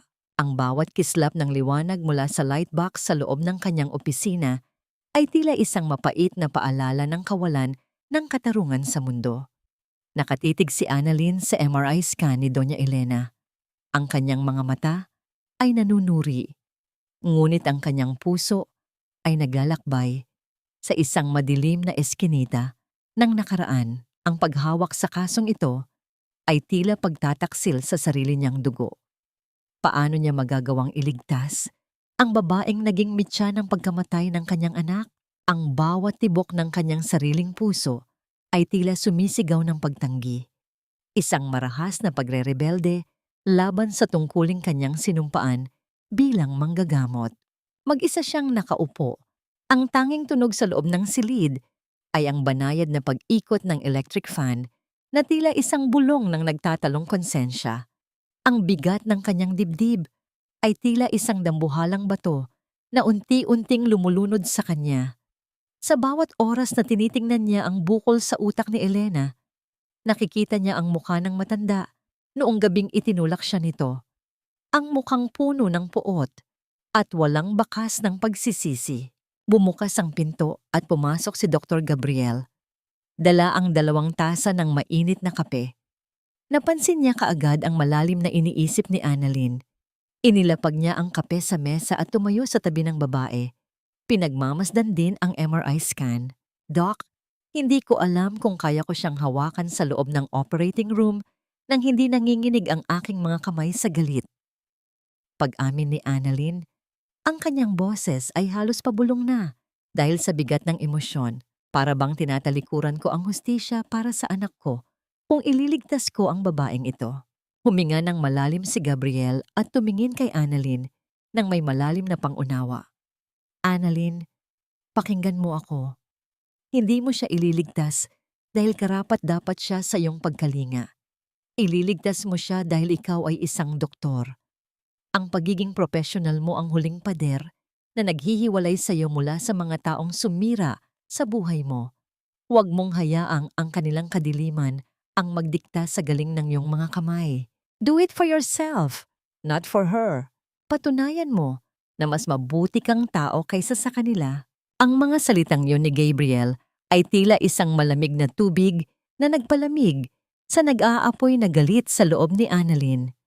Ngunit ang tunay na pagsubok ay dumating nang magtungo siya sa kwarto ni Doña Elena para sa huling check-up bago ang operasyon. Nakahiga ang matanda, tila isang lantang dahon, ngunit ang kanyang bibig ay hindi pa rin nawawalan ng lason. Nang makita niya si Annalyn, pilit siyang bumangon at tumingin ng may pagmamataas.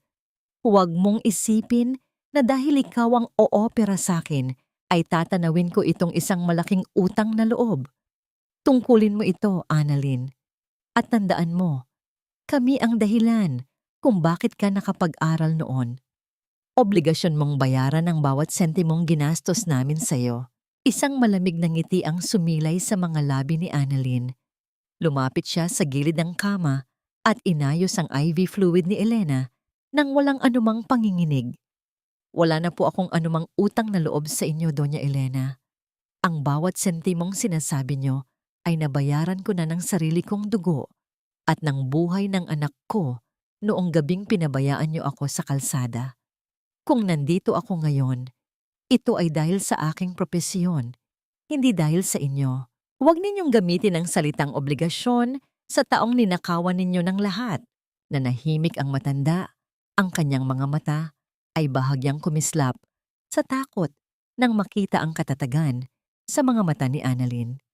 Wala na ang mahinang babaeng maaari nilang diktahan. Ang nasa harap niya ay isang leon na handang manindigan. Habang papalabas si Annalyn ng silid, isang hindi inaasahang pangyayari ang bumasag sa katahimikan ng gabi. Ang tunog ng mabilis na pagtibok ng heart monitor sa loob ng kwarto ni Elena ay biglang nagbago. Nagpapahiwatig ng isang mabilis na pagbagal ng tibok ng puso. Ang pulang ilaw sa ibabaw ng pinto ay nagsimulang kumislap ng mabilis. Ang hudyat ng isang code blue. Mabilis na bumalik si Annalyn sa loob. Nakita niya si Elena na nangingisay. Ang kanyang mukha ay unti-unti nang nawawalan ng kulay. Cardiac arrest! Ihanda ang defibrillator. Ngayon din! Sigaw ni Annalyn sa mga nurse na kararating lang. Sa gitna ng kaguluhan, habang hawak ni Annalyn ang mga paddle para ibalik ang tibok ng puso ng kanyang kaaway, isang matinding pakikipaglaban ang naganap sa loob ng kanyang kaluluwa. Ang buhay ni Elena ay literal na nasa kanyang mga kamay. Isang malakas na kuryente ang dumaan sa katawan ng matanda. Ngunit ang linya sa monitor ay nananatiling patag. Naglalabas ng isang mahaba at nakakangilong tunog ng kawalan ng buhay. Huwag kang mamamatay nang hindi mo pa nararamdaman ang tunay na pagsisisi. Bulong ni Annalyn habang muling inihahanda ang kagamitan para sa pangalawang subok. Magagawa kaya ni Annalyn na hilahin pabalik mula sa kabilang buhay ang taong pinakakinasusuklaman niya? O ang pagkakataong ito na ba ang magbibigay sa kanya ng hustisya sa paraang hindi niya inaasahan? Ang bawat diin ng mga palad ni Annalyn sa dibdib ni Doña Elena ay tila isang pakikipagtuos sa mismong kamatayan. Ang pawis ay dahan-dahang gumagapang mula sa kanyang noo, ngunit ang kanyang mga mata ay nananatiling nakatuon sa monitor na naglalabas ng isang mahaba at nakakangilong tunog ng kawalan ng tibok ng puso. Sa bawat pagbomba niya ng hangin sa baga ng matanda, tila bumabalik sa kanyang gunita ang bawat sandali ng pang-aapi nito. Ang mga salitang kasing talas ng balisong at ang pagtulak sa kanya patungo sa kadiliman. Ngunit sa ilalim ng kanyang mga kamay, hindi isang kaaway ang kanyang nakikita, kundi isang buhay na naghihingalo at nangangailangan ng kanyang galing. Huwag kang bibitiw, Doña Elena. Hindi pa tayo tapos. Bulong ni Annalyn. Ang kanyang boses ay puno ng determinasyong hindi nagmumula sa pag-ibig, kundi sa isang hindi matitinag na dangal bilang manggagamot. Sa ikatlong pagkakataon ng paglalapat ng kuryente mula sa defibrillator, ang katawan ni Elena ay marahas na pumanhik mula sa kama bago muling bumagsak ng walang buhay. Isang matinding katahimikan ang bumalot sa silid hanggang sa ang tuwid na linya sa monitor ay dahan-dahang nagkaroon ng maliliit na kurba. Ang tunog ng mabilis at putol-putol na pag-beep ay muling narinig. Isang senyales na ang puso ay muling tumitibok, bagaman mahina at tila pagod na pagod. Sa labas ng emergency room, ang tunog ng marahas na paghampas ng kamao ni Marcos sa pader ay umalingaw-ngaw sa walang taong pasilyo. Ang lalaking dati ay puno ng yabang at kapangyarihan ay nakasandal na ngayon sa malamig na semento. Ang kanyang mukha ay basang-basa ng luha, ng pagsisisi at matinding panliliit. Ang bawat alaala ng kanyang pagtataksil ay tila mga latay na humahapdi sa kanyang kaluluwa. Napagtanto niya sa wakas ang laki ng kanyang pagkakamali. Itinapon niya ang isang gintong tulad ni Annalyn para lamang sa isang basurang tulad ni Stella na nilimas ang lahat ng kanyang pag-aari bago siya iwan sa gitna ng dusa. Patawad. Patawad sa lahat. Bulong ni Marcos sa hangin. Ang kanyang mga tuhod ay nanginig hanggang sa siya ay tuluyang mapaupo sa sahig, yakap ang sariling mga binti habang ang kanyang boses ay nalulunod sa sarili niyang mga hikbi. Makalipas ang ilang sandali, dahan-dahang nagkamalay si Doña Elena. Ang kanyang mga mata ay nananatiling malabo. Ngunit ang takot na naramdaman niya sa pintuan ng kamatayan ay hindi pa rin naglalaho. Nang makita niya ang malabong figura ni Annalyn na nag-aayos ng kanyang kagamitan, ang matigas na baluti ng kanyang pagkatao ay tuluyang gumuho. Ang mga luha ay dahan-dahang umagos mula sa kanyang mga mata, binabasa ang maputla niyang mga pisngi. Annalyn, ang boses ni Elena ay tila isang mahinang kaluskos ng tuyong dahon. Patawarin mo ako. Ayokong mamatay ng ganito. Natatakot ako. Patawarin mo ako. Napatigil si Annalyn. Tiningnan niya ang matanda. Ang babaeng dati ay kinatatakutan niya. Ngayon ay mukhang isang batang naliligaw at nagmamakaawa para sa kanyang buhay. Walang sinabing, pinapatawad na kita, si Annalyn. Sa halip, kinuha niya ang isang malinis na gauze pad at dahan-dahang pinunasan ang luha sa mga mata ni Elena. Ang kanyang ugnayan ay walang init ng pagmamahal, ngunit puno ito ng isang uri ng awa na tanging ang isang taong nakaranas ng matinding sakit ang makakapagbigay. Kailangang gawin ang operasyon ngayon din, Doña Elena. Malamig at formal na sabi ni Annalyn habang isinusuot ang kanyang surgical mask. Ipagdasal ninyo na maging matatag ang inyong puso dahil ang buhay ninyo ay nakasalalay na sa dulo ng aking mga daliri. Habang inihahanda ang pasyente para sa operating room, isang kakaibang pakiramdam ang gumapang sa batok ni Annalyn. Napansin niya ang isa sa mga nurse na naka-duty sa loob ng OR, isang babaeng pilit na umiiwas sa kanyang tingin at tila may itinatago sa loob ng kanyang bulsa. Ang nurse na ito ay may pamilyar na apelyido na nagpaalala sa kanya kay Stella. Anong panganib ang naghihintay sa loob ng operating room na hindi kayang makita ng mga scanner at makina? At sa gitna ng operasyong magpapasya sa buhay ng kanyang kaaway, magagawa kaya ni Annalyn na manatiling matatag kapag ang pananabutahe ay nagsimula na sa gitna ng buhay at kamatayan? Ang bawat sulok ng operating room ay binalot ng isang nakabibinging katahimikan na tanging ang mahinang tunog ng mga makina ang nagbibigay ng buhay. Ang malalakas na ilaw sa itaas ay nakatutok sa katawan ni Doña Elena na mahimbing na natutulog sa ilalim ng kawalan ng malay. Hawak ni Annalyn ang bisturi. Ang kanyang mga mata ay matalas at nakatutok sa masalimuot na bahagi ng utak ng matanda. Bawat galaw ng kanyang mga daliri ay tumpak. Bawat hiwa ay pinag-iisipan. Ito ang rurok ng kanyang pagiging isang siruhano, ang pagharap sa pinakamalaking hamon ng kanyang karera. Ngunit sa kalagitnaan ng operasyon, ang hindi inaasahang kaganapan ay nangyari. Ang isang maliit, ngunit kritikal na ugat na malapit sa bukol ay biglang bumigay. Ang dugong kulay pulang-pula ay mabilis na umapaw at pumuno sa field ng operasyon na nagpalabo sa paningin ni Annalyn sa mga masilan na bahagi ng utak. Suction, bilis! I increase ang flow! Ang boses ni Annalyn ay naging mabilis ngunit nananatiling kalmado sa labas.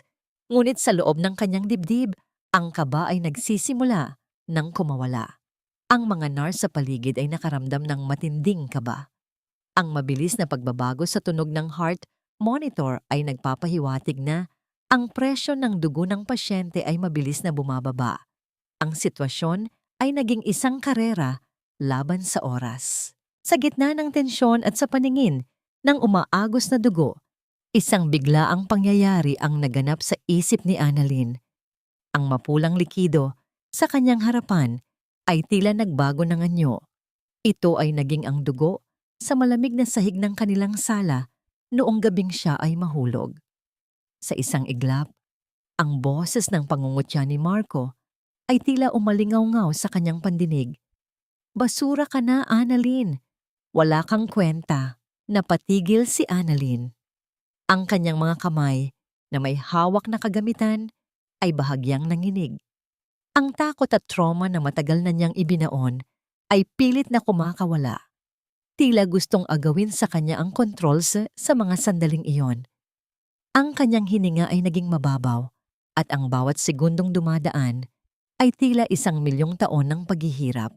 Sa kanyang pag-aalinlangan, dahan-dahan niyang iniangat ang kanyang tingin patungo sa viewing deck sa itaas ng operating room.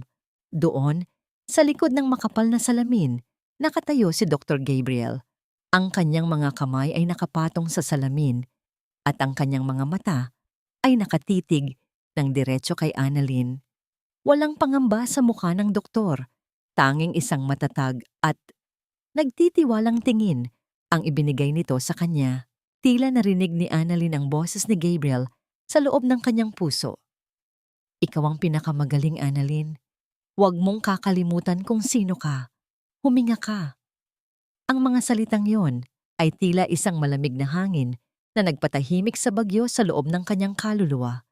Ipinikit ni Annalyn ang kanyang mga mata ng isang segundo at huminga ng malalim.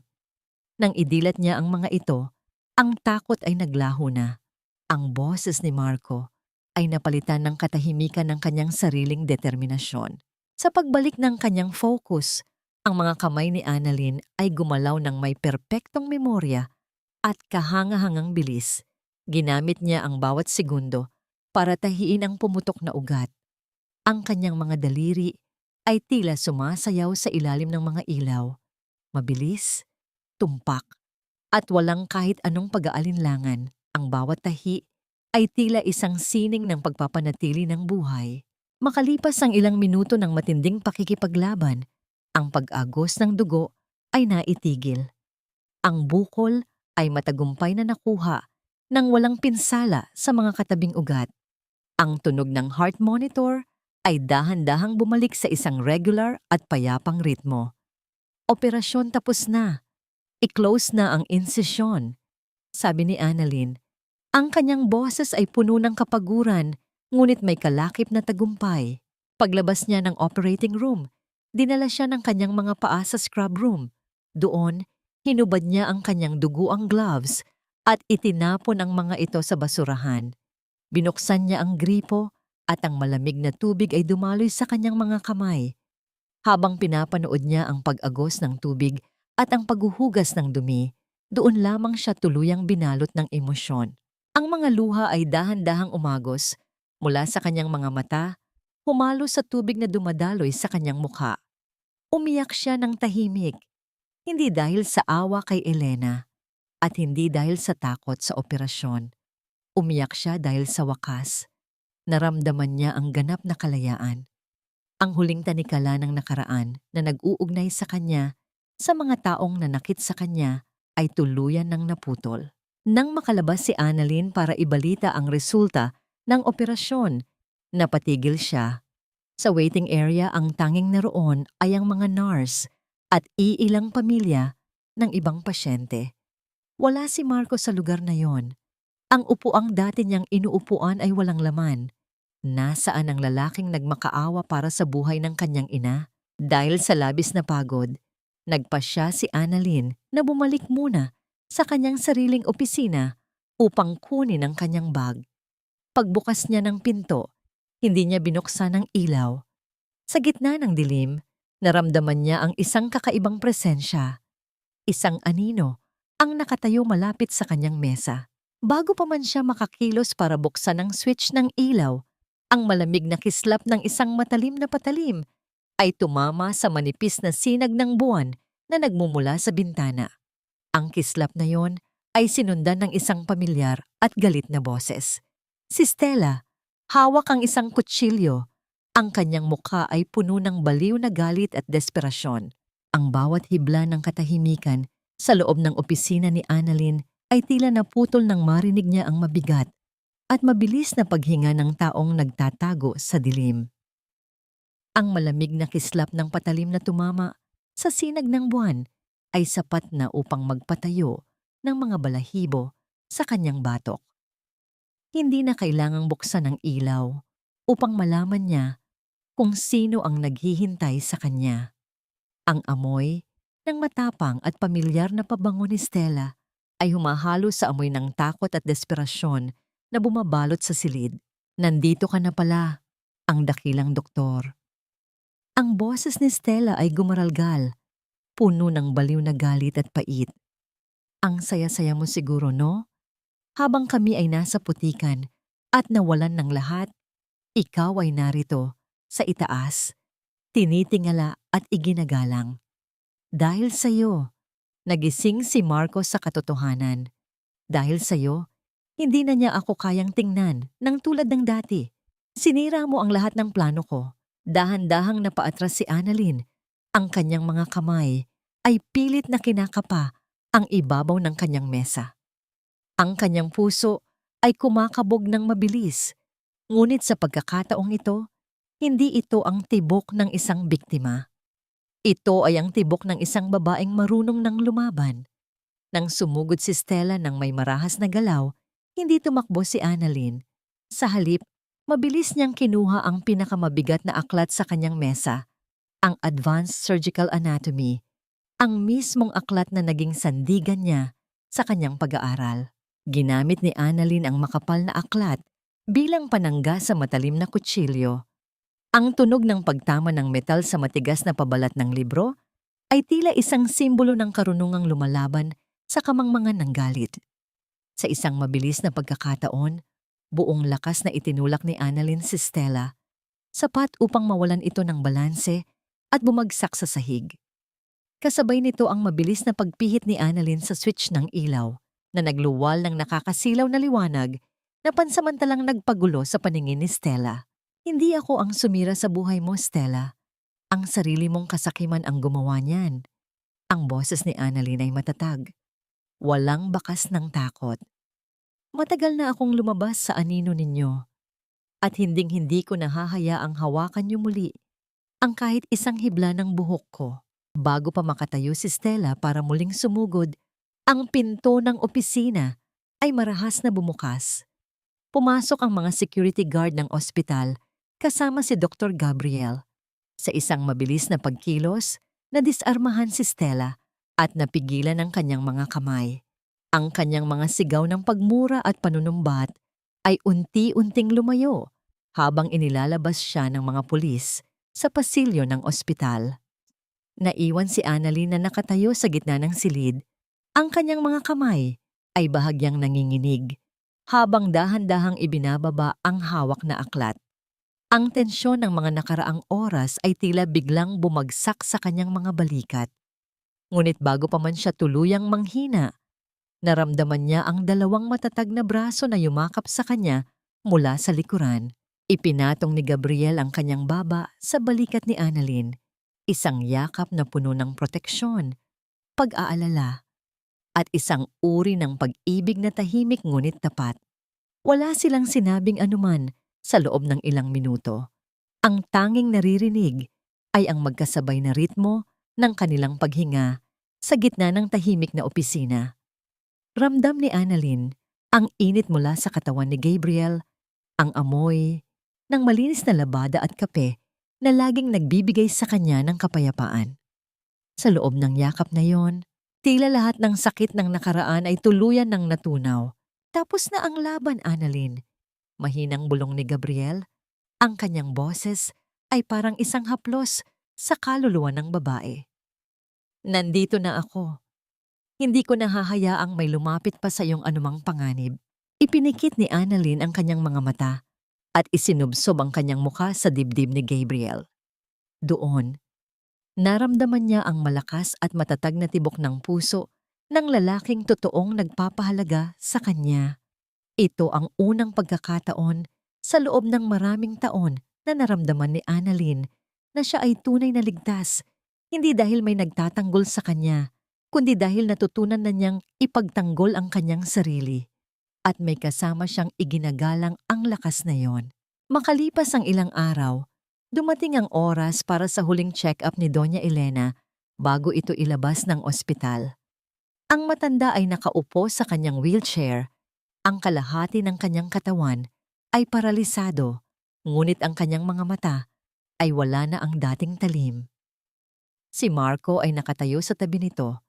Suot ang isang lumang t-shirt at bakas sa mukha ang labis na pagkahapo mula sa pagtatrabaho bilang isang kargador sa palengke upang mabayaran ang unti-unting hospital bill.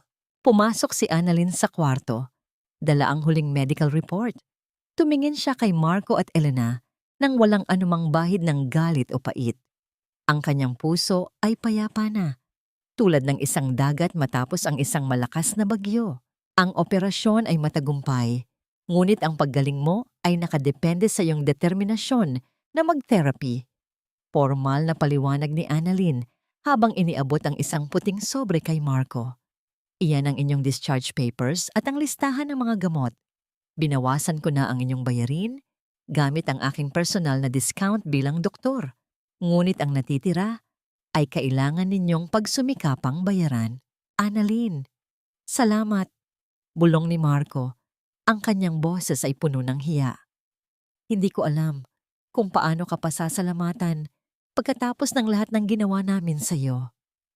Tumingin si Annalyn ng diretso sa mga mata ni Marco. Huwag kang magpasalamat sa akin. Magpasalamat ka sa pagkakataong ibinigay sa iyo ng tadhana na baguhin ang iyong buhay. Ito ang huling pagkakataon na magkikita tayo. Mula sa araw na ito, ang ating mga landas ay hindi na kailanman muling magtatagpo. Naglakad palayo si Annalyn, ang tunog ng kanyang mga takong sa pasilyo ay tila isang awit ng tagumpay. Bawat hakbang niya ay puno ng gaan, bawat hininga ay puno ng kalayaan. Sa dulo ng pasilyo, nakita niya si Gabriel na naghihintay sa kanya. May 2 tasa ng kape at isang matamis na ngiti. Sabay silang naglakad patungo sa labas ng ospital, kung saan ang araw ay maliwanag na sumisikat, tila nagbibigay ng basbas sa isang bagong simula na puno ng pag-asa. Ang huling sinag ng araw na tumatama sa mga bintana ng San Lucas Hospital ay tila isang banayad na haplos ng kalikasan sa mga pilat na kay tagal itinago ni Annalyn sa loob ng kanyang puso. Nakatayo siya sa rooftop ng ospital, pinagmamasdan ng malawak na syudad na dahan-dahang binabalot ng mga kulay ube at ginto ng takip silim. Sa bawat paghinga niya, nararamdaman niya ang gaan ng kanyang dibdib, isang uri ng kalayaan na hindi kayang bayaran ng anumang yaman. Ang bawat luhang pumatak sa mga sahig na dati niyang nililinis ay tila naging mga perlas ng karunungan na nagdala sa kanya sa rurok na ito. Sa kanyang mga kamay ay hawak niya ang isang maliit na kwaderno kung saan nakasulat ang mga pangalan ng bawat pasyenteng matagumpay niyang naoperahan sa loob ng nakalipas na mga buwan. Ang bawat pangalan ay isang patunay na ang kanyang buhay ay may kabuluhan, na ang kanyang sakit ay may katumbas na panggagamot para sa iba. Wala na ang takot sa kanyang mga mata, pinalitan na ito ng isang matatag na ningning na tila nagsasabing hindi na siya kailanman muling yuyuko sa sinumang mang-aapi. Dahan-dahang bumukas ang pinto ng rooftop at lumabas si Dr. Gabriel. Ang tunog ng kanyang mga hakbang ay banayad. Tila ayaw nitong gambalain ang kapayapaan ng sandaling iyon. Lumapit siya kay Annalyn at tumayo sa tabi nito. Pinagmamasdan din ang unti-unting paglitaw ng mga bituin sa langit.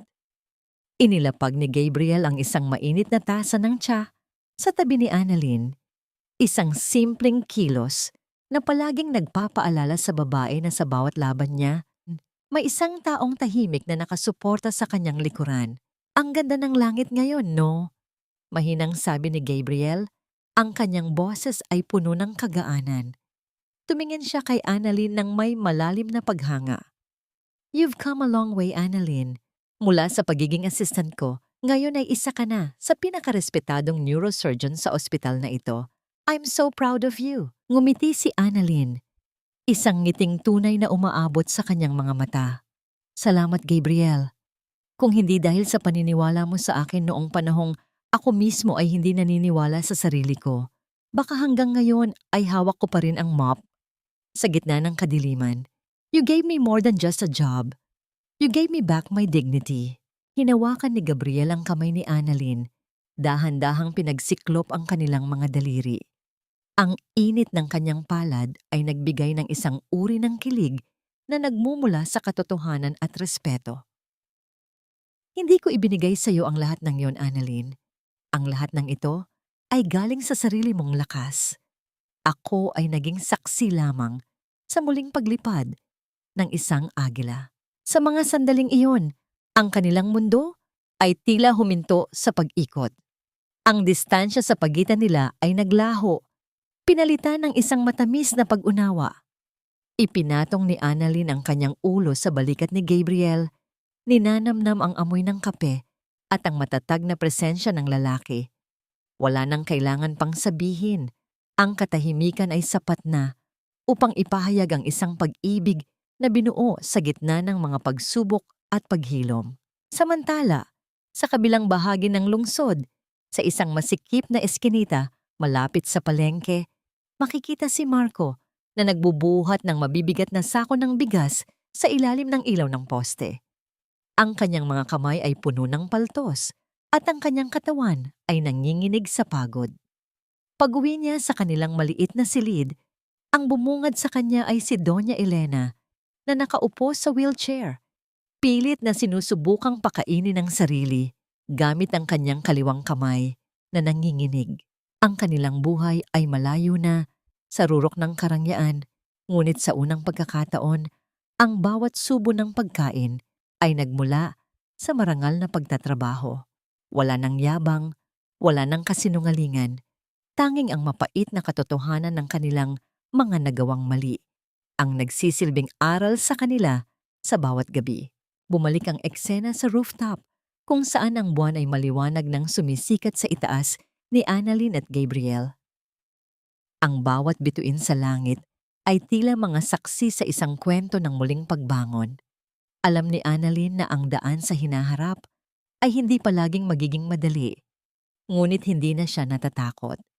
Dahil sa dulo ng bawat bagyo, natutunan niyang ang pinakamatamis na tagumpay ay hindi ang pagpapatumba sa kaaway, kundi ang pagpili na maging mas mabuting tao sa kabila ng lahat ng sakit. Handa ka na ba para sa bukas? Tanong ni Gabriel habang dahan-dahang humihiwalay sa yakap upang tingnan si Annalyn. Higit pa sa handa, sagot ni Annalyn ng may katiyakan. Dahil ngayon, alam ko na kung sino ako at alam ko na rin kung sino ang tunay na nagmamahal sa akin. Sabay silang naglakad palayo sa rooftop. Ang kanilang mga anino ay magkadikit sa ilalim ng liwanag ng buwan.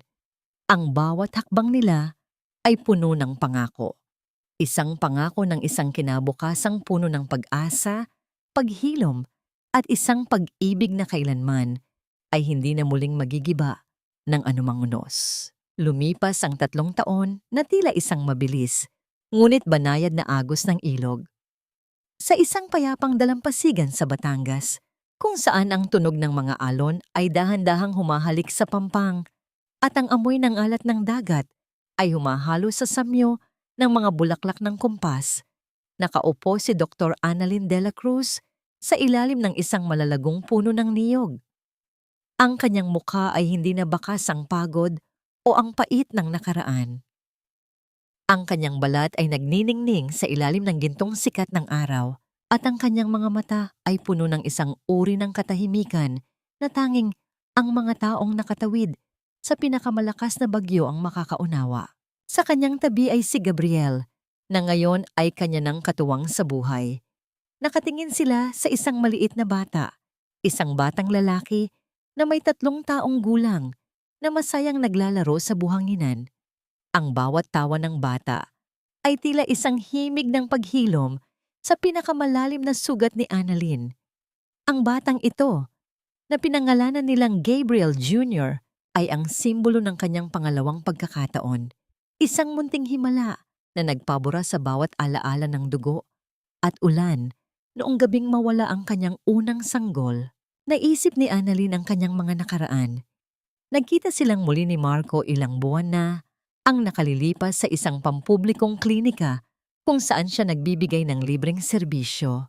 Nakita niya itong nakapila, suot ang isang kupas na kamiseta, bitbit ang mga gamot para sa kanyang inang si Elena, na ngayon ay tuluyan na ring nabulag dahil sa komplikasyon.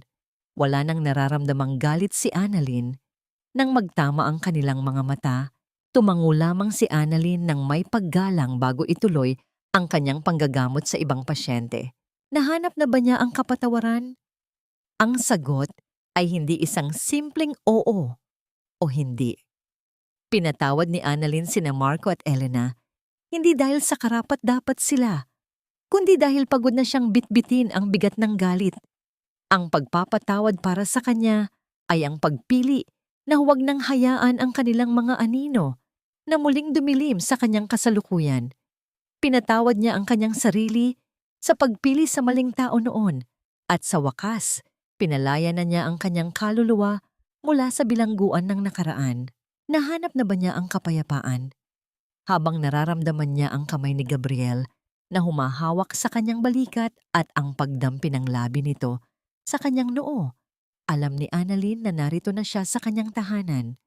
Ang kapayapaan para sa kanya ay hindi ang kawalan ng problema, kundi ang pagkakaroon ng isang taong nire-respeto ang iyong galing at niyayakap ang iyong mga pilat ng walang pag-aalinlangan. Ang kanyang buhay bilang isang matagumpay na doktor ay hindi na tungkol sa pagpapatunay sa iba, kundi tungkol sa pagbibigay ng pag-asa sa mga taong akala ay katapusan na ng kanilang mundo. Ang aral na nais iwan ni Annalyn sa bawat taong nakikinig sa kanyang kwento ay simple. Ang pinakamatamis na paghihiganti sa mga taong sumira sa iyo ay hindi ang pagpapakita ng galit, kundi ang mabuhay ng masaya, marangal at malaya.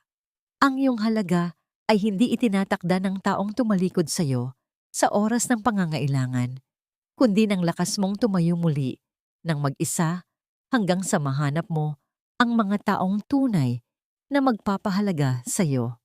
Ang bawat sugat ay may katapat na paghilom at ang bawat dilim ay may naghihintay na bukang liwayway. Tumingin si Annalyn sa malawak na asul na dagat. Ang araw ay dahan-dahan nang lumulubog, nag-iiwan ng isang mahabang guhit ng liwanag sa ibabaw ng tubig. Ngumiti siya at dahan-dahang ipinikit ang kanyang mga mata. Ninanamnam ang bawat sandali ng kanyang rurok ng paglaya.